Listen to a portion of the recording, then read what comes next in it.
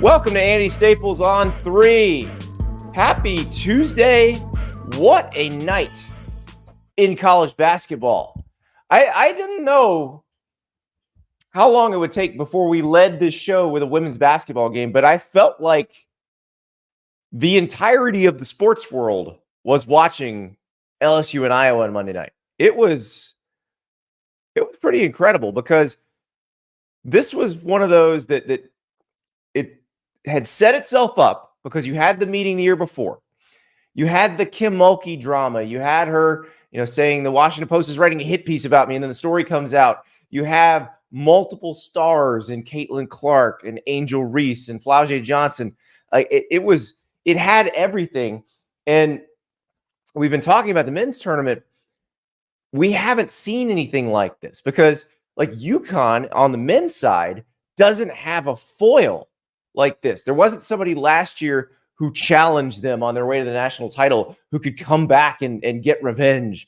They don't have anything like that. And that's something that college basketball in general, men's, women's, has been missing is the stars and then the stars seeing each other over and over again. Like this women's tournament this year is storyline. Like Caitlin Clark and Iowa against Angel Reese and LSU, rematch of the national title game, revenge factor. And oh, by the way, if Iowa wins, they get to play against the team that wanted nothing to do with Caitlin Clark, and she really wanted to play for them. Caitlin Clark wanted to play for UConn.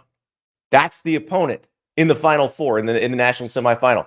Like there is so much drama, so many storylines, and look, the players are all going to downplay this. I'm sure Caitlin Clark will be downplaying this like crazy as we get toward that game.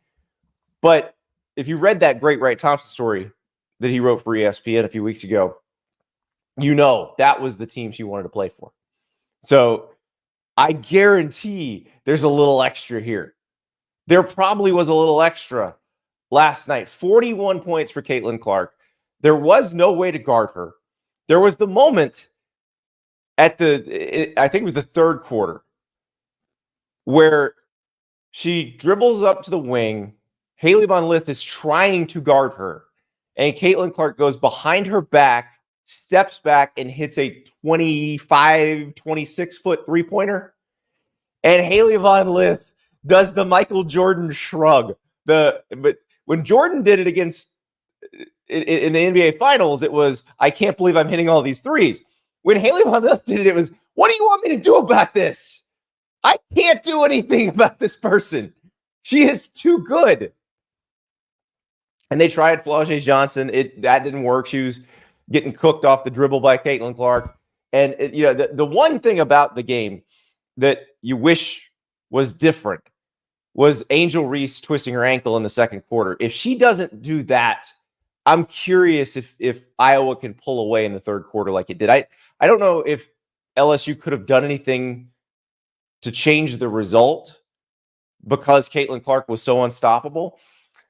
But I do think some of those second chance baskets go in. Angel Reese is probably a little more accurate from the floor. Post-injury, it was tough. It was a slog for her, and you could tell she was hurting. And Lisa Bluter, the Iowa coach, pointed it out after the game. LSU had, I believe, 23 offensive rebounds, but only 14 second chance points. That was probably the difference in the game. If they put back a few of those rebounds, then you're talking about a much tighter game and a much different situation. But, Iowa, they had everything working at times, and especially that third quarter. The game lived up to the billing. It was 45-45 at the half. They played a blistering pace in the first quarter. It was a lot of fun. And then the follow-up, the UConn USC game, was great. Paige Beckers, who wasn't in the tournament last year because she tore her ACL, she gets to the third Final Four that she can get to. Of the ones she's played in, of the tournament she's played in, she's got in the Final Four every year. Juju Watkins, she's next. We'll see. Angel Reese hasn't made a decision about her future yet, but she may be back in college basketball. But if she leaves and Caitlin Clark is leaving, we know that, then Juju Watkins may be the next massive megastar up. And you saw her, she's a freshman, but she set a record for most points by a Division I freshman last night for the whole season. So there's a lot going on. It was fun watching the game with everybody. This is one of those, it felt more like football season. We haven't, even in the NCAA tournament, in the men's tournament, we haven't had a situation like this where we were all kind of locked in on one game. I guess a little bit in the Elite Eight. But for the most part, the best games were happening while other games were going on. I think back to the first Friday of the men's tournament, like when you had Colorado hit the crazy shot to beat Florida, while at the same time Yale was going up on Auburn. So people's attentions were kind of split. This is one where everybody was locked in. And I suspect everybody's going to be locked in on UConn and Iowa as well, because, again, Gino Auriemma, UConn, the titans of the sport. They dominated the sport for most of this century. It's the team Caitlin Clark always wanted to play for. And then, oh, by the way, I have not even mentioned South Carolina, which is waiting there to smash potentially whoever they wind up playing. We're assuming they reach the national title game. Now, they lost to Iowa last year, so there will be a revenge arc there, because that was the game where Iowa just dared South Carolina to shoot from the outside, and South Carolina didn't have anybody to do it. Well, guess what? Don Staley fixed that problem. So a lot of storylines for the women's Final Four. A lot of storylines for the men's Final Four. We've talked about that. We're going to preview it again on Friday. But today we're going to talk about DJ Burns from NC State. One of my favorite March Madness. Who should be playing football? Who in this tournament should be playing football? We're actually talking to Jim Nagy from the Senior Bowl about the possibility of DJ Burns as an offensive tackle, which, by the way, he has shown no interest in.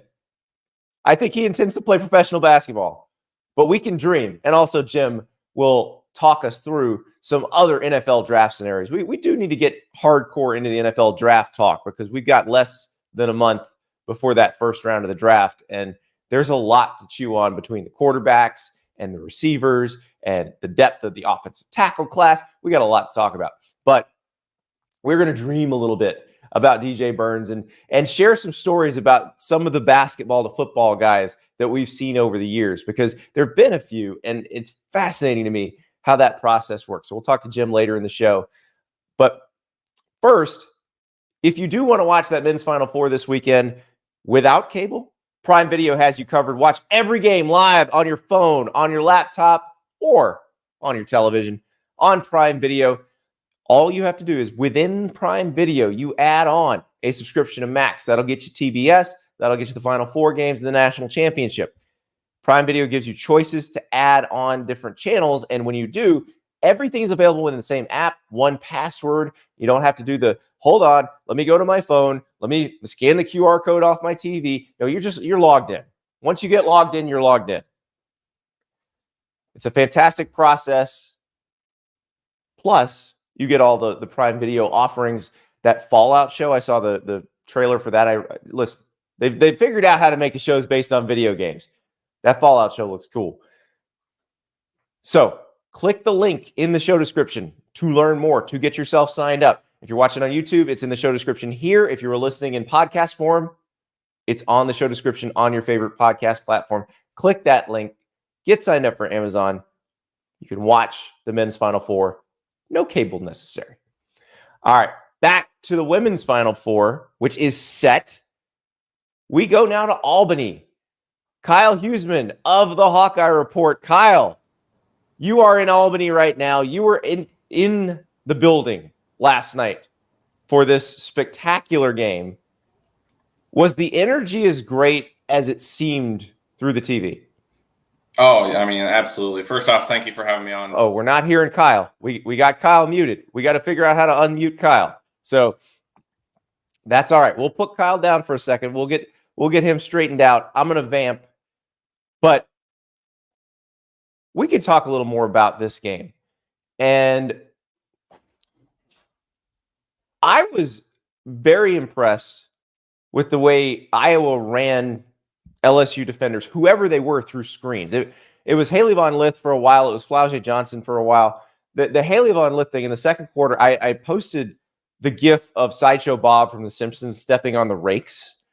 Maybe the greatest scene in the history of The Simpsons. If you haven't seen it, it's the Cape Fear takeoff where he's basically the De Niro character, but they just have a bunch of rakes laying on the ground, and he keeps walking, taking one step, stepping to rake, smacks him in the face, and he's whack. That was Haley Von Lith trying to go through ball screens last night.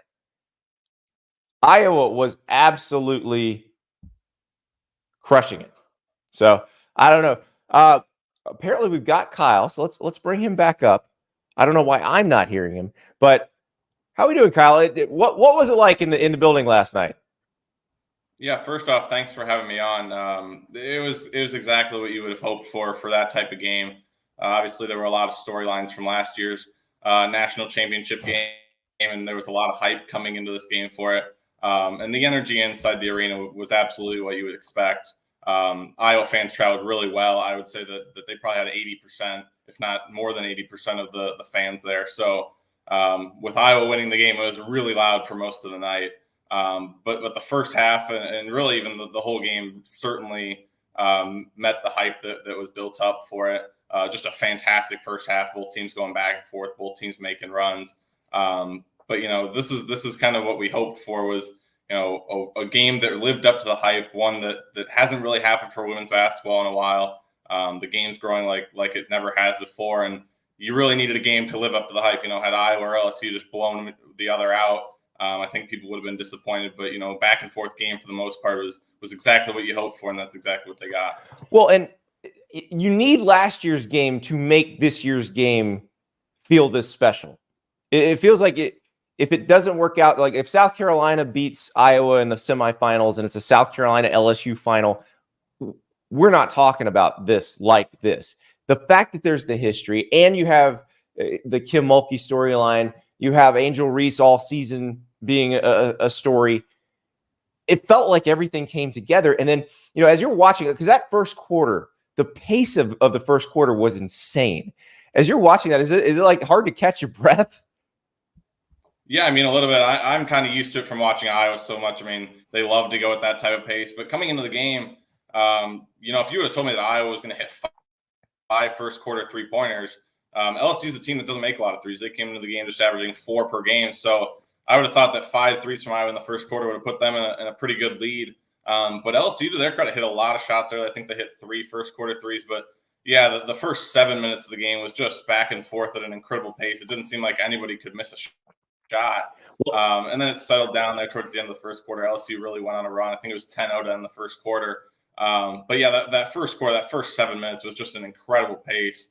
And you knew for a little bit that it wasn't going to keep up at that because they were on track for something like 150 points at that point. Yeah. But yeah, it was a really entertaining first 5-7 minutes of that game. When Reese got hurt, I believe she goes up to defend, I think, a Caitlin Clark layup, and then gets knocked into the photographers and twists her ankle. How bad did it look, and how different did she look the rest of the game up close? Because it looked like she kind of got back to full speed, but then you look at the stat line afterward and you're like, oh, okay, she was missing a lot of shots she probably would have made. Yeah, I was on the other end of the court, so I didn't really necessarily see it. She kind of went down near, where the photographers were, where the band was, and she came hopping out, wasn't putting any weight on it right away, hopped over to the bench and sat down. And my initial first thought was that's game changing. When you have a player like her that can, she finished with 20 rebounds. When you have someone that can do that, and all of a sudden they're potentially limited, that certainly changes the game. She wasn't out for very long, came back in. I don't know if she got taped up, tied a shoe tight or whatever she did. But yeah, I think it certainly, changed the way that she had to play, especially with this, as athletic as she is, the way she is as a rebounder, any type of pain in your ankle or foot or whatever it was, that's harder for you to play, that game, that jumping ability, things like that are hurt when you hurt your ankle. I think she shot like 1 of 10 in the second half, something like that. She was able to get rebounds still. She didn't want to make any excuses of it in the post game, so you never really know how much it impacted her. But I certainly believe that it impacted her. especially like I said, with her athleticism, being able to jump, being able to do things at the rim, having an ankle injury certainly impacts that. And it's disappointing to see an injury like that impact a game that there was so much hype for. Yeah, because that feels like that was the biggest advantage that LSU had, where with Reese at full strength, they are more athletic in the post. It really felt though like Iowa's perimeter players. I mean, not just Caitlin Clark, but Gabby Marshall was tremendous defensively. The one play late in the game where LSU starts trying to set up their offense, and she just jumps up and steals the pass inside. And I thought Kate Martin had a couple big drives too, where it felt like that took pressure off Caitlin Clark to do everything. Where they're putting so many resources into defending Caitlin Clark. If Kate Martin can get a one-on-one matchup on the wing and drive and score, it felt like at that point, what's LSU going to do? Yeah, and when I was playing at their best, it's when those other players are hitting shots as well. When Iowa can have a more spread out attack. I mean, I know Caitlin went for 41, but Kate Martin had 21, and Sita Fulter had 16, and other players like Hannah Stolke. I know she was in foul trouble. Addie O'Grady did a really good job off the bench. When those players are doing their role and hitting those shots when Caitlin can find them, that's when they're at their best. And you mentioned Gabby Marshall, not always a person that's going to score 15 points in the game. She's a really good 3-point shooter when she gets going, but the defense is where she's at her best. She didn't come off the floor last night, played all 40 minutes, and she was just she just puts her head down and grinds on the defensive end. She talks about she doesn't worry about how many points she scores. She knows that her job is to go out there and be a good defender.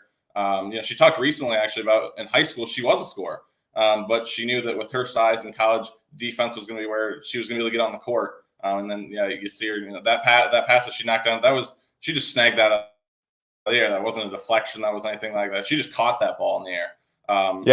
Took a charge. No, she did not take a charge a little bit later. I guess that was I forget who took that charge, but she's made plays. The last few games, had a block against Nebraska in the Big Ten Tournament Championship. Had a block against West Virginia in the second round. So she's been making plays on the defensive end recently. That was the steal was sort of the perimeter version of a stock. The block steal, because it wasn't a block because she was pulling down a pass, but yeah, they were shocked by that. Gabby Marshall's fun to watch on the offensive end though, because you could tell she feels like she has Caitlin Clark's range, and when she's moving without the ball, she's constantly demanding the ball to shoot, even though there's just always somebody right there. So I wonder if that's kind of an inside joke among the players, because she's you see her constantly saying, I'm open, and Caitlin's like, I'm good. Yeah, and like I said, Gabby's a fantastic 3-point shooter. Early in the year, she struggled with hitting some shots at times, but when she gets going, I wouldn't say she's just as good a shooter as Caitlin, but when she gets going, she gets a lot of those transition threes and open threes, and when she gets going, she has a lot of fun with it. And a lot of players on this team can hit shots when they really get going. Kate Martin can hit shots as well. Taylor McCabe's someone that we didn't really see off the bench. I think she could potentially be the best 3-point shooter on the team. So they have a lot of players that can hit those shots. And like I said, when I was at their best, it's when Caitlin can dish off to Gabby or dish off to Kate or even sit a Fulter on the 3-point line and hit those shots. I thought 3-point shooting coming into the game was one of the big things because, like I said, LSU isn't a team that's going to really fill it up from 3-point range. So I knew 3-pointers was an area where if Iowa could really outscore them in that category, that's where they were going to have the best chance to win. And they outscored them. I think they made 13 and LSU only made 8. So a 15-point gap in there was what they were looking for. What was it like in the arena when Clark hit the behind the back step back? That's the one where Haley Von Lith just did the I can't do anything with this. What was the pop like in the arena when she hit that shot? It was just like what I've heard all season in Carver Hawkeye Arena. It was really loud. I think all the LSU fans were kind of thinking the same thing as Haley, as I don't really know what to do at this point. I think Kim Mulkey was probably thinking the same thing. But Iowa fans have just been incredible in the way they've traveled this year. And, if that's a 50-50 crowd, it's nothing like that. It would have been loud for both sides. But yeah, when she was that early in that third quarter, she hit 4 or 5 of them in the first 5 minutes of the third quarter. She was on another level, really locked in at that point. And that's when Iowa kind of took over the game, is when she started hitting those shots. But yeah, I've never had to defend Caitlin Clark, obviously, but I get that. I get what Haley Van Lith was, that kind of that shoulder shrug. There's been a lot of times, watching games throughout the season where she hits shots where I'm just like, yeah, I don't know what you would do as a defender. There's not much you can do in those situations. Yeah, you've seen the frustration in a lot of different defenders' eyes throughout her career. Let's hear from Kim Mulkey about the strategy or lack thereof for defending Caitlin Clark. Share with us where. Well, there's not a whole lot of strategy. You got to guard her. Nobody else seems to be able to guard her. We didn't even guard her last year when we beat them. She's just a generational player, and she just makes everybody around her better. That's what the great ones do. I think they had a kid that scored 21 and 18. She had 12 assists. Caitlin Clark's not going to beat you by herself. It's what she does to make those other teammates better that helps her score points and them score points to beat you. What did I say to her? I said, I sure am glad you leaving. I said, girl, you something else. Never seen anything like it. And that's really what it is. Nobody's seen anybody like this in the women's game. And Kyle, I'm curious, how much did the Iowa players want to beat this team that took the national title from them last year? Yeah, I think they actually did a really good job, I would say, talking to them in the lead up to the game on Sunday afternoon or Sunday morning is when we got to talk to them. They really kind of brushed it off as, hey, we're just trying to make another Final Four. We knew LSU was a possibility when the bracket came out, but they were really focused on the task at hand. But then they did kind of talk about it at times. Yeah, there is a little extra motivation when it's the team. Everybody works to make the national title game. They want to win a national title. And when you make it to that point, if you lose that and you get a chance to face that team again, of course, there's going to be a little extra motivation. But they talked a lot about not making the game more than it is. They weren't going to go in there and try to get chippy with them, talk, things like that. They had the motivation to win the game, but ultimately when they stepped on the court, it was, we're trying to make the Final Four for back-to-back seasons. But yeah, absolutely, there's extra motivation. When a team cuts you short in the national title game from getting that ultimate goal and you get to face them again, yeah, of course there's going to be motivation to get them back, and that's what they did last night. I thought Caitlin Clark was interesting talking about the moment and the game and trying not to let the moment be bigger than the game itself, because that situation with everybody's eyes on it could have been one where you do tighten up, but Caitlin, we'll let her explain it, but they did kind of keep the main thing. To be honest, like when you step on the court and you're a competitor, like you don't feel that. Like you're there competing. It's 5v5. Like there could have been nobody in the gym, and both teams would have competed the exact same way. And yeah, you're playing for a little more with a Final Four on the line. But to me, like, I'm not thinking like, oh my God, there's 15 million people at home watching this game right now. Like, no, like that's not what's happening. It's like, what can I do for my team to help me win the game right now? That's what's going through your mind. If you're too worried about everything else, you're not going to be successful. You got to be completely locked in on, what's happening between the lines. And I thought our team did a really good job of that. It wasn't so-and-so made a bad call. It wasn't like, oh my God, they've made 3 shots in a row. It was all about us and what we need to do. And I think that's one of the reasons we won the game, honestly. It was pretty impressive, the way they locked in. And they've got to do this again. I mean, Kyle, if they are to play for a national title, they have to get past the UConn didn't recruit Caitlin storyline, and also UConn and Paige Beckers. And then South Carolina's probably sitting there on the other side. So how do they keep this up as the stage gets bigger? Yeah, I think they just kind of keep doing what they've been doing. I mean, they knew coming in, especially with the way the bracket played out, when they saw, Colorado, who's a team that they played in the Sweet 16 the year before, when they saw, Kansas State was a potential one, a team they'd already lost to earlier in the year, when they saw LSU, they knew that they were going to have to beat good teams to make it to that ultimate goal again, which is to make it back to the national championship game. And they knew that it was going to be Connecticut or USC or maybe even Ohio State, a team that they had lost to. But they kind of just talked about, if you want to get to that ultimate goal, you're going to have to beat good teams. And I think the good thing for women's basketball now is, it used to be like a team like UConn, they'd make the tournament and be, well, we can just pencil in for the Final Four. Women's basketball's made it to the point where the players come out and they say, hey, it's not going to be easy to win the second round game. It's not going to be easy to win the Sweet 16 game. But Iowa's played in a lot of these games. They have the experience from last season, making it to the Final Four, beating South Carolina. So I think they're prepared for this. This is a pretty veteran team, with Gabby and Kate and Caitlin. They're the ones that have been there for a long time. They've been through a lot of tournament games. And this is a team that's won 3 straight Big Ten tournaments as well. So they've played in a lot of hostile atmospheres. A lot of this whole season they've been playing in front of sold out crowds. So I think they're really ready for this moment. There maybe is a little bit of a revenge factor. I know they didn't talk about it with the LSU game, but this is a team that knocked Caitlin and the Hawkeyes out in her freshman year in the Sweet 16 in the bubble. And Paige Beckers was on that team. It was her freshman year. So I think they're going to be motivated. They know that the test doesn't get any easier. I mean, you're in the Final Four now. It's the next level. But they're just going to attack it the same way they did last season when they went and had to play South Carolina. So we haven't seen the ratings yet. I'm sure it's going to be a fairly big number for this LSU-Iowa game. But it feels like this is kind of a watershed moment in the sport. And Angel Reese got asked about that last night. And I thought her answer was really interesting. I think it's just great for the sport, just being able to be a part of history. Like I said, no matter which way it went tonight, I know this was going to be a night for the ages, and just being able to be a part of history is great. Playing against another great player, of course, is always amazing, and our viewership going up, and I'm sure so many different people watched us tonight. So I'm just happy to be here. I'm happy to just keep raising women's sports, not just women's basketball, but just women's sports in general.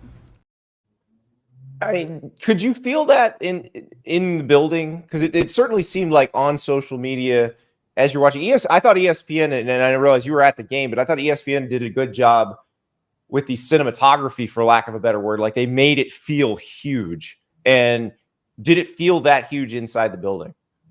Yeah, I mean, I thought, I was in there an hour and a half before the game started when fans started filing in, and it just kind of had that feeling of, watching the two teams warm up. It was this is 2 really high level teams. We're about to see a really high level basketball game.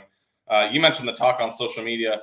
I think in terms of, we talk about growing the women's game, this is the matchup that needed to happen. Mm-hmm. Had LSU lost to Middle Tennessee, they could have very well lost, and they're losing in the third quarter. And had UCLA lost or something like that, it would have been different. The viewership numbers wouldn't have been the same. So at a time right now where you're really trying to grow the women's game, this is the matchup that needed to happen. The talk on social media was incredible. It seemed like every other tweet was about the Iowa LSU game, and the energy inside the arena was certainly one that made you feel like, hey, this is going to be a huge game tonight. I'm curious to see what the viewership numbers are. I know they was right around 10 million last year, peaked around 13.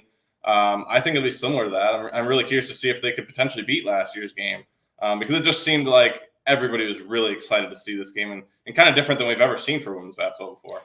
Yeah, I would imagine that this will beat all of the men's tournament games so far. Now, maybe not the men's national championship. We'll see. I mean, it depends on what the men's national championship game is. If it's UConn versus Purdue, I think that's going to be a pretty big number. But we will see. And honestly, if it's Iowa, South Carolina in the women's national title game, we may see a bigger number there. So that's what's amazing to me is how much Caitlin Clark and Angel Reese and all these different these stars that have kind of come up organically through the women's game. And then a lot of it is they're, in the men's game, you used to have guys that stayed 3-4 years. They became stars. You're seeing that again because of NIL. But the women's game has had the stars, but you brought it up earlier, Kyle. I think that you made the best point. There are only really 4 or 5 good teams. Now there's probably 20 pretty good teams that can beat each other on a given day. That makes that tournament a lot more interesting. Yeah, I mean, absolutely. And Caitlin actually just a few games ago talked about, she thought the round of 32 is becoming the toughest round of the tournament. And, that's 32 teams at that point. I mean, Iowa lost to Creighton a couple years ago on their home floor in front of a sold-out crowd. And then they had to battle Georgia to the wire last year and when they made the national title game. And then this year, West Virginia gave them all they could handle. So it's not what it used to be where, the 1 seed in the second round were still winning by 25, 30 points. I mean, you're running into a team that played like a top 25 team at times during the season. They just weren't as consistent. So I think the tournament has gotten to the point where, outside of maybe that first game, we don't really see the 15-over-2 upsets or the 14-over-3 upsets. But after that, I mean, every game is really hard to win. And it's really great to see the women's game get to that point where every game feels like anyone can win. Because that's why women's basketball wasn't watched as much as it early, or 10, 15 years ago, is because you could say, hey, UConn's just going to win this game by 30. They're going to be in the Final Four, and then we can start watching. And that's how you grow the game, is when the talent starts to spread out. And I think to your point that you mentioned, at times, there's players that stay in the men's game for 4 years, 5 years, but at times people don't know the men's players as well, because it feels like they rotate a little bit more. I mean, Caitlin Clark, Gabby Marshall, Kate Martin's in her 6th year at Iowa. Caitlin's in her 4th year. Gabby's in her 5th year. You know who those players are. You've watched them for several years. I don't know that I would say you get to know them, but all these teams, and it's not, oh, who's this freshman playing for Kentucky? And then the next year it's like, oh, this is a new freshman playing for Kentucky. You just don't know the players. And I think that's where the women's game has really, really helped them, is you get to see these star players for more than 1 year. It's 3, 4 with the COVID year. Sometimes it's 5 years. Yeah, exactly. And you think about, what is Cleveland going to be like? Because you're going to have Iowa, and they travel great. UConn has a very big traveling contingent with the women's team. Now they've got split because their men's team's in the Final Four as well. NC State has the men's and the women's teams in the Final Four, so they may split up a little bit. But South Carolina has a rabid, sells their arena out every game. Cleveland's going to be crazy. Yeah, and speaking from my experiences last year, Iowa fans really traveled to Seattle. They really traveled to Albany this year. They really traveled to Dallas as well. So I don't think there's going to be any issue with Iowa fans getting to Cleveland. They're going to show up.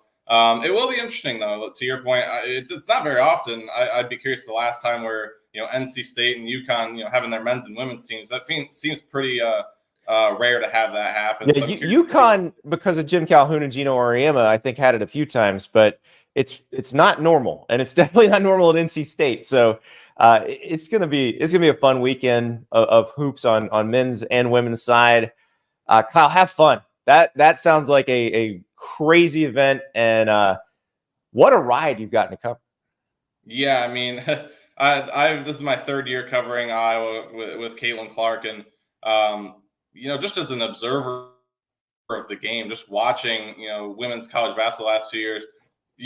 Iowa winning last time means that I get another chance to watch Caitlin, watch this team play. They're so fun to watch, and it's just one of those where when they lose or if they win the national title, then it's over. Caitlin will move on to the WNBA, Gabby will move on, Kate will move on, and there'll be no more of this Iowa team. So getting to see them another time in the Final Four again, it's going to be fantastic. It's been really fun to watch this team. Seeing the publicity that Caitlin's got, and for me to be kind of up close and watch it and talk to her a lot, and see her for weekly media availabilities, things like that.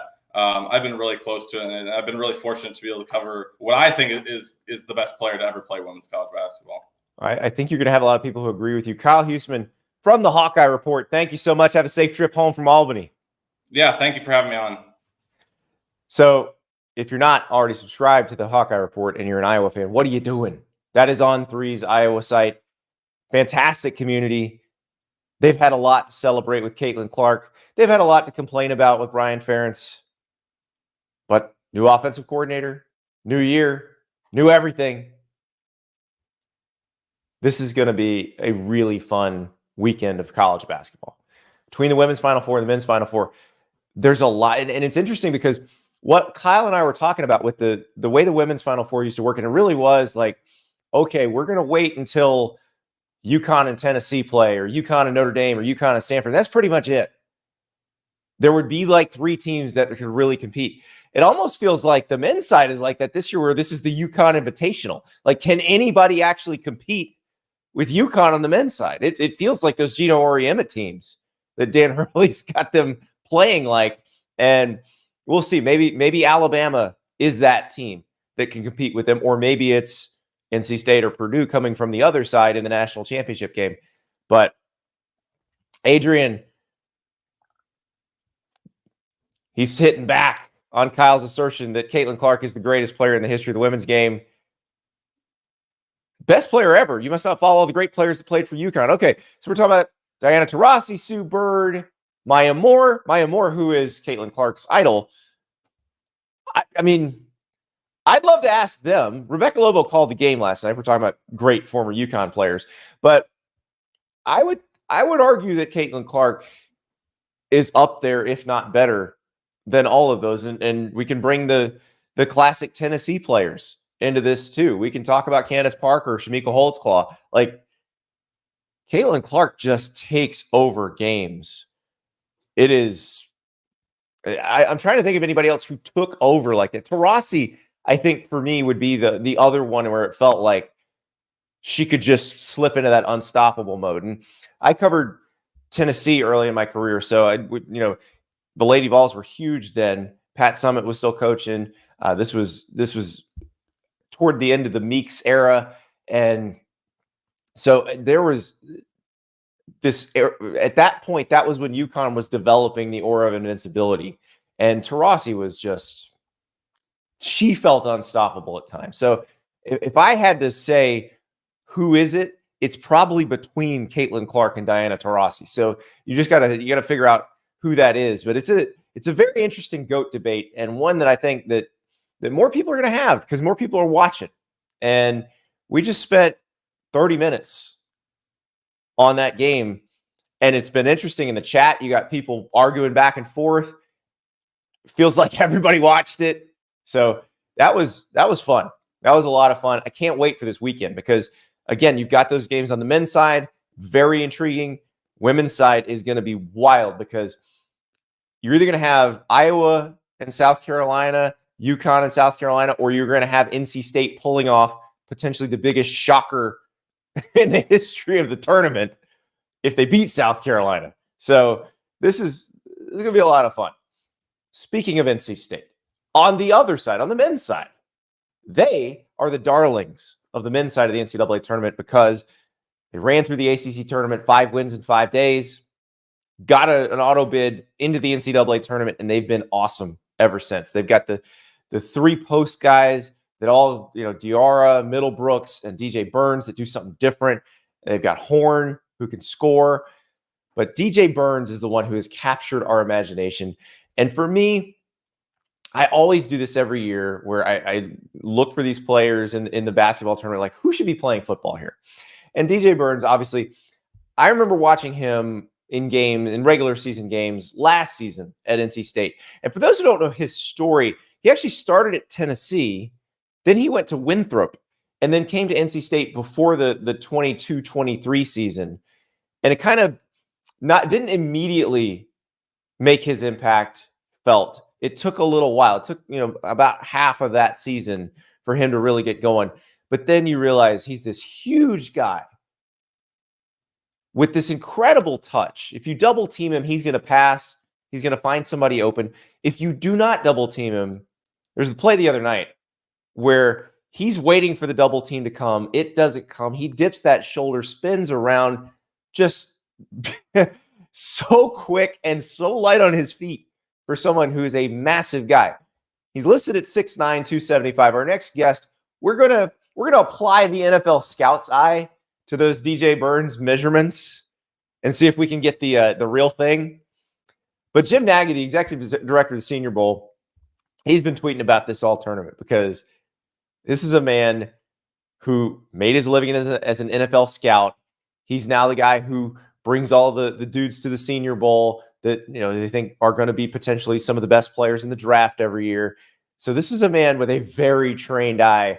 And the second he saw DJ Burns, he's like, this man is an offensive tackle. What are we doing here? So let's talk to Jim about imagining DJ Burns as an offensive tackle. And also, we got to ask some questions about this year's draft, including where does Jim fall in the Marvin Harrison Jr. versus Malik Neighbors wide receiver 1 debate. Here's Jim Nagy.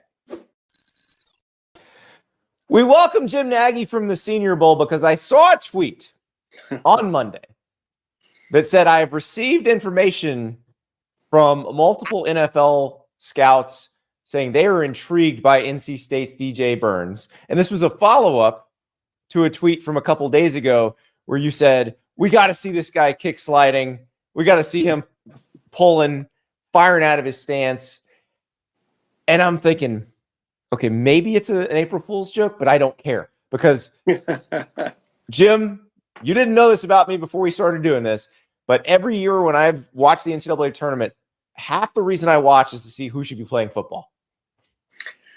Well, I certainly didn't mean to create a stir on social media, and it was not an April Fool's joke. It's a sickness, man. I can't watch. It's most football guys. I'm not alone. I mean, you're in football. You're watching a big, 275-pound dude with, nimble feet and soft hands and really skilled. That's where your mind goes, man. Like, what could this guy be? So look, maybe he's got an NBA career. I don't know. I'm not an NBA scout. I don't know what the future is for this young man, but it was just intriguing. So I put it the initial one out, and yeah, I got like 3 texts back, and they're like, yeah, we were thinking the same thing.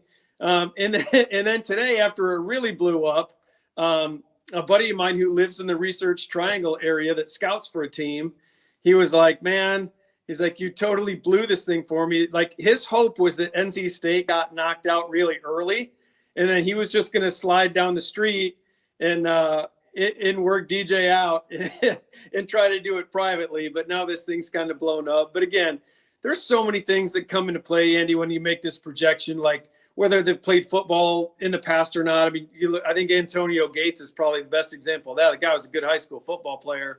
Are they tough enough? Like, how strong are they? But it was just intriguing, so I threw it out there in the middle of March Madness. Oh, and it's unbelievable. So I like when I was covering the tournament in person every year when I worked at Sports Illustrated, there would always be somebody. Like every single year there'd be somebody. I had Marquette one year, and Jay Crowder's out there. Jay Crowder's from Villa Rica, Georgia, which is like West Georgia, I-20, right, between Atlanta and the Alabama border. Like, he's born to play tight end. And I'm like, how is this dude not? And I remember asking him about it. He's like, no, I played some football growing up, but I like basketball better. And credit to Jay Crowder, he's like a 15-year NBA veteran, so it's worked out very well for him. But the other guy who I was like, how is this dude not playing football? It was a VCU year or tournament when VCU was in the tournament, and Mo Alley Cox was kind of a big 4 for them, or a small, like a short 4, but powerful. And Mo Alley Cox is a tight end for the Colts now. So like, it does happen where people see these guys, and like VCU is an example. Like, they don't even have a football team, so it's not like a Tony Gonzalez situation where he played both, or a Julius Peppers where he played both. Like, so just like you said, somebody scouted this and realized this dude has all the tools. Well, you brought up a couple names when we were off the air, like Rico Gathers from Baylor. Jai Lewis from, I think that was William and Mary. I think it was George Mason, maybe. George Mason. There you go. That's exactly what it is. And going way back in time now to when I was in college at Michigan, I've always wondered what Robert the Tractor Trailer would look like on a football field, man. I mean, again, I'm probably dating myself, and some listeners don't know who Robert the Tractor Trailer is, but I always wonder what that dude would look like playing left tackle. So again, it's one of those things. A lot of things have to line up for this guy. And again, if he's never put pads on, maybe it's far-fetched. I don't know. He has. So DJ Burns has. Okay. He said he stopped playing football in the 8th grade when his basketball coach said, hey, look, if you take this very seriously, you could be a scholarship guy. But here's the thing, and this is where it's interesting, and I wonder if he will at least explore it afterward, because DJ is not like a prototypical NBA body. Like, DJ has a future in professional basketball as a 6'9" guy with agility and touch and great passing, but he might not be a guy who sticks on an NBA roster. He might be a guy who makes 7 figures playing in Europe every year. And the question because here's my thing. Like, if you can be the number 8 or 9 guy on an NBA roster, that is better than like 85% of the jobs in the NFL because of the CBA and how much money they make. But if you can be a cornerstone left tackle in the NFL, that's one of the jobs that's as good, and especially if you maybe can't make it into the NBA.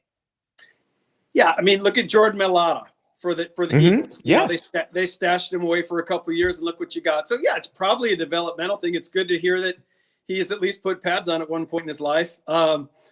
But yeah, you got to give him in the weight room. I mean, it would be a 2 or 3 year process. Nobody's watching these games thinking this, DJ is going to be out on an NFL field next fall on Sundays. But shoot, in 2 years from now, who knows what you have? And again, I promise you this, Andy, if you get this guy with NFL scouts, he is not measuring 6'9".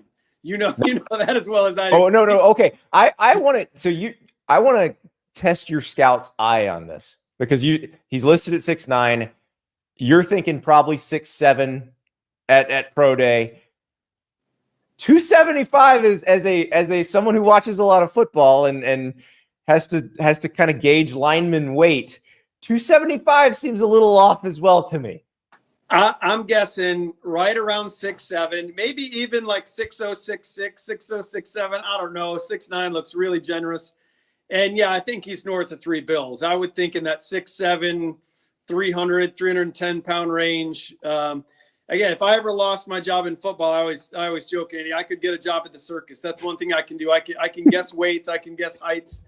That's kind of what we do. That's my fallback plan. But I'm with you. He looks like a tackle. Some people have said tight end. I've seen people comment saying tight end. No, it's not tight end. And it's not defensive line. It's definitely tackle. Well, and so I always thought Zion Williamson would be the greatest offensive tackle who ever played if he decided to go that route, because there's nobody like he could carry 315 pounds and look amazing, and there's nobody that explosive at that weight. Nobody in the world who would be that explosive at that weight. But DJ, like you put him in a football weight program. I'm thinking 6'7", 325, and still moving like a ballerina. Yeah, I always put it in this context too, Andy. I go back to Jimmy Graham. I was just telling the guys in the office this story. So I met Miami. They've got two other senior tight ends. I want to say Clive Wolford was one of them. I'd have to go back and look at my notes. And they were doing an edge set drill at the beginning of practice. It's August, right? Like this guy just exhausted in his basketball ability. And from what I remember, Jimmy was kind of the dirty work guy on that Miami basketball team. So Jim, his freshman year, I was covering Florida and went down to Coral Gables to cover Florida at Miami. And poor Jimmy, as a freshman, just got eaten alive by Al Horford and Joakim Noah. But I remember when he finished his career and popped up on Miami's football team, I'm like, oh, that guy, he could be really good at football. But I think he ended his is in their top 10 in career blocks, and he's a good rebounder. Yeah. But he was, and I don't even know if he started. I think he might have been their sixth man if my memory serves me right. But they're out there, they're doing an edge set drill. I mean, it was mano a mano. Pads are cracking, and Jimmy's just getting ragdolled around. And I'll never forget, I was standing next to a longtime scout, Joe Collins. You might know Joe. He's retired in the Jacksonville area now. A longtime guy with the Giants and Browns and 49ers, one of the greatest guys ever. And he said, we're watching these three tight ends. They're all going to be draft eligible. And he's like, that Graham kid, he's going to be the best one, Jim. And I was like, wow. the guy that's getting ragdolled around out here is going to be the best one. And then they went to 7-on-7 or routes on air or something. And then you saw Jimmy Graham move a little bit, and I'm like, I looked at Joe Collins. I was like, man, you might be right. And he laughed. He's like, I cheated. He's like, I was here yesterday too. So he'd seen him run routes already. But then, credit my predecessor, two predecessors ago now. Steve Hale brought Jimmy Graham to the Senior Bowl, and I think Jimmy only had about like 18 or 19 catches that senior year. I was there and remember the scouts just flocking to him after practice because he had such a crazy, amazing story. His life story is incredible. Yeah. And then you had the other piece of it where he was so new to the sport, but you knew he could be great. But that's a great get for the Senior Bowl. I mean, you get a guy that got like 17 balls and is a one-year player to bring him here. Like, I give all credit, God rest his soul, to Steve Hale. And look at him. So long-windedly, the point I was going to make is that if Jimmy Graham were like the dirty work guy on an ACC basketball team, and he ended up with, a borderline Hall of Fame career, certainly like a Saints legend. I saw something the other day. Someone posted, what would Jimmy Graham's career numbers have looked like if they wouldn't have traded him and he could have played his career out with Drew Brees. And I saw Jimmy Graham quote tweet that. If the NFL had let him be paid like a receiver. Right. So my point being, if that's what Jimmy Graham turned out to be in the NFL, what would LeBron James have looked like in the NFL? I mean, seriously, we're talking about a guy that was a sixth man in the ACC to the all-time greatest, here Michael Jordan, greatest NBA players ever, and he was a dominant high school football player. He'd done it. He'd been there. He'd done that. He'd wore pads. He knows the game. I mean, holy cow. I mean, so that's, Yeah, because LeBron is a legit 6'8", and like I'm sure his weight is one I'd love to turn your scout's eye on too, because I think LeBron, like, now he's older now, he's probably playing a little bit lighter, but like peak LeBron was probably playing at 280. And I agree with that. And he would have been so dominant on a football field because he would have moved like a 6'4", 235-pound tight end, but been 6'8", 280. He would have been bigger than Gronk, but moving like a wideout. Yeah, it would have been insane. I actually ran into LeBron. I didn't run into him. I saw him in an airport when I lived in Cleveland, Ohio, back when I was scouting for the Patriots. And again, like sometimes those NBA guys that like they just look. I'm used to being around big people, but I was shocked at how big LeBron was in person. It's amazing. So I hope DJ at least kind of explores it. Now I think he's got it. As it's funny because even if he doesn't play in the NBA, he can have a lucrative professional basketball career. I remember talking to a guy I had covered at Florida one year who was playing in Greece, and he's like, everybody thinks I failed because I'm not in the NBA. He's like, I make $750,000 a year and live on the beach. If that's failing, I'll take failing every time. So I imagine DJ will be just fine. But again, I would love to see it. I do want to ask you about the guys in the draft that we know are in the draft. And so the Malik Neighbors, Marvin Harrison Jr. discussion blew up after LSU's pro day. And I have a hard time getting on either side of the argument, Jim. I feel like they're going to be awesome, and you just pick which flavor you want for your offense. And again, I'll stay out of that argument as well, and I'd add Rome Odunze to it. I mean, I think I'm a huge Rome Odunze fan. So you had all three of those guys. If I were Monty Ossenfort with the Cardinals or Joe Ortiz with the Chargers, and everyone wants these quarterbacks, and we know who the top three guys are probably going to be, and then if there's a trade up for J.J. McCarthy, as people are pontificating about right now, these guys are going to be staring at some really, legit number one NFL wide receivers. So it's going to be fun to see. I mean, I was at the Baton Rouge Pro Day. I will say this for Malik Neighbors, and I'm not knocking Marvin Harrison Jr. There's not many guys I've talked to in the NFL that are taking a hard edge towards Marvin Harrison for not doing anything during the process. Mm-hmm. But they did appreciate the fact that Neighbors went out there and did everything. And not only did he run, 140, which, he was in the high 4.3s on that one and the stopwatches I was around. Then he ran a second one. Like a lot of these guys right now, it's funny at the combine, you sit there and you see them run their 40. First thing they beeline it for their phone to tell them if their agent's going to tell them to run a second one again. But Neighbors went up and ran a second one. It wasn't quite as fast as the first one, but I think everyone in the NFL appreciated the fact that, this guy's here to compete. He went through all the drills and same thing with the Odunze. Like my thing with Rome, when Neighbors left the combine and Marvin Harrison left the combine, Rome Odunze, not only did he stay and do everything, he did the 3-cone like 10 times or whatever that was. I remember, they were down on the field watching. He had a certain time in his mind that he wanted to hit, and he wasn't hitting it. So he just stayed down there to try to, get what it. So which tells me he's kind of a perfectionist. He's very competitive. So I don't think you can go wrong with either of these three guys this year. Speaking of Rome Odunze and the Washington Pro Day, Michael Penix Jr., who you had in your game, is the only one of these big quarterbacks to run the 40. And he ran a really fast one. And I'm curious, so we're hearing more about J.J. McCarthy now. Where do you think Michael Penix Jr. and Bo Nix fit into the equation here? Yeah, both guys we had here in Mobile. I think with Michael, the medical is going to be big, as everyone has said, right, Andy? And usually the medical stuff doesn't get out to the media and to the fan bases like Michael Penix's injury stuff has. I think everyone's kind of just leaned on that as an excuse to like hedge their bets on where Michael Penix is going to get drafted. So I hope that comes out clean and everyone's just got to, stick to a real tape evaluation on the guy. But I'm glad he ran. You know, the guys, I talked to guys that were there, and they had him anywhere between like 4.51 and 4.56, 4.57, which is a really good time. I actually went back and watched Indiana tape today to see if he ran a little more there, because he didn't use his legs a bunch these last couple of years at UW, and he really didn't at Indiana either. To quite honestly, everybody remembers the 2-point conversion against Penn State as a huge run, but yeah, right. He didn't. That wasn't a huge part of their offense. No, and I was trying to come up with content. I was going to post some videos of him running around at Indiana, and there was nothing there.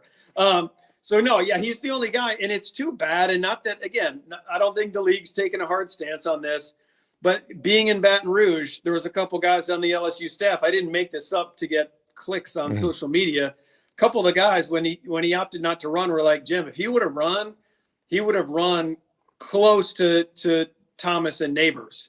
You know, this is Jaden Daniels, yeah.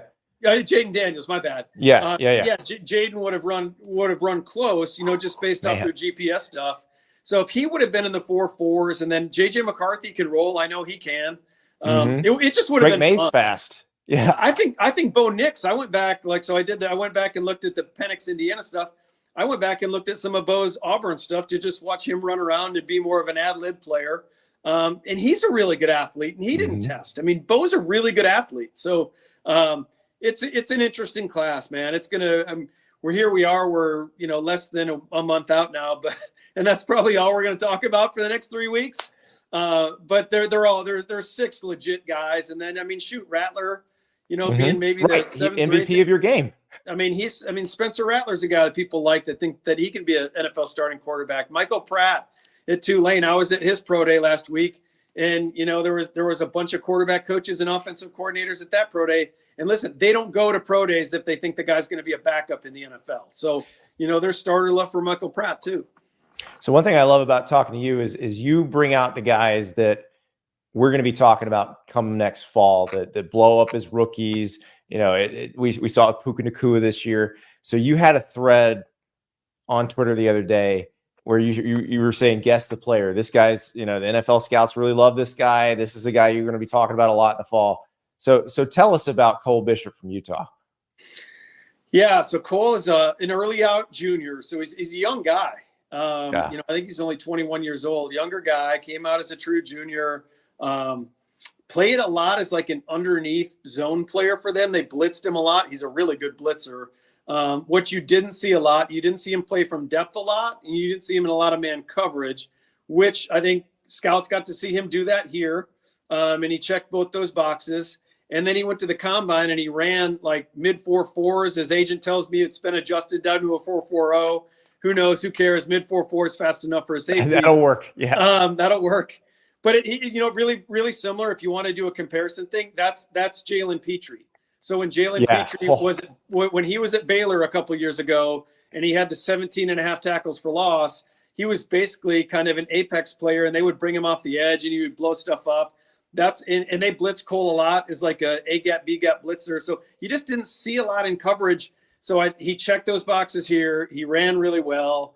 And we were at the combine the night he ran the 4.4 and moved around really good in drills. And I brought his name up to some guys I was out with that night from teams. And I'm like, where does he go? Does he go in the 3rd? And all 3 teams said, dude, he's not getting out of the 2nd round. So I was like, that's awesome. That's cool. That's cool for me to hear, because before he came to Mobile, I thought maybe like early 4, late 3 kind of fringe top 100. So for him to get up in the 2nd round, that's a nice jump.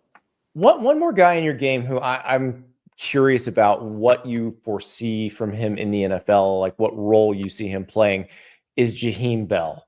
He started his career at South Carolina, finished at Florida State, could be tight. He played tight end. It was used essentially as a tailback at times.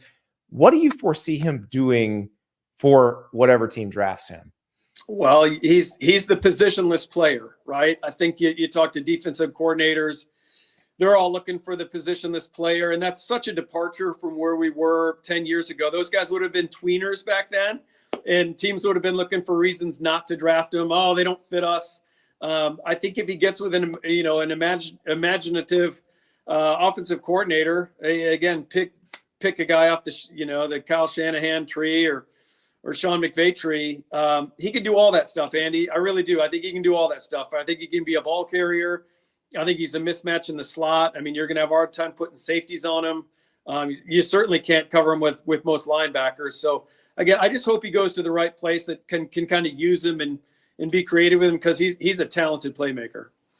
All right. Well, Jim, I expect your full scouting report football-wise on Zach Edey next week. So we'll get Zach Edey and Donovan Clingan next week. The 7-2 and 7-4. Make sure that we place them in the NFL as well.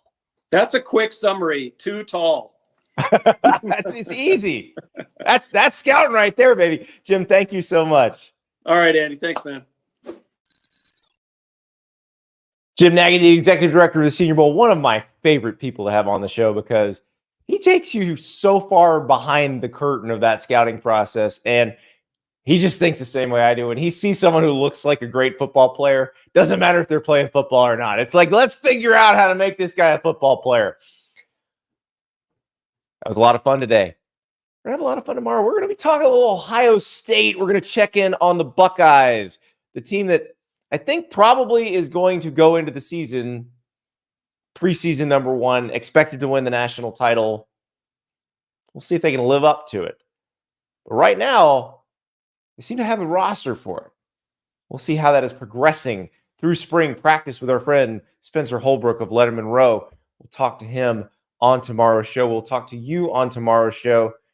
Thanks so much. Remember, subscribe on YouTube to the On3 Sports channel. Subscribe to Andy Staples On 3 on your favorite podcast platform, and never miss an episode. We will talk to you tomorrow.